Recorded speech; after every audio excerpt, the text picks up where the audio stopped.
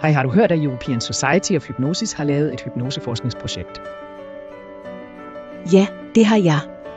De leder efter deltagere, der kan hjælpe med at indsamle data om effekt af hypnose. Lige præcis. De vil vide, hvilke helbredsproblemer, der har bedst virkning af hypnose, og hvem der har størst gavn af det. Det lyder vigtigt. Hvad skal deltagerne gøre?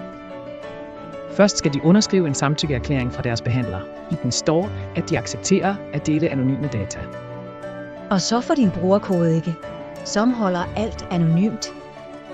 Ja, der bruges ingen navne på noget tidspunkt. Kun en brugerkode, som sikrer anonymitet. Hvad sker der derefter? De logger ind på hjemmesiden, vælger en adgangskode og udfylder et indledende spørgeskema om deres helbredstilstand. Det tager cirka 5 minutter. Det er hurtigt, og så opdaterer de bare deres symptomer ugentligt. Ja, nemlig det. Det er bare et par minutter hver uge til at angive, hvordan de har det. Og deres behandler vil ikke se nogen af disse data, ikke sandt? Lige præcis. Alle data forbliver anonyme. Det sikrer patientens anonymitet. Det er betryggende. Det lyder som en fantastisk måde at bidrage til vigtig forskning på. Absolut.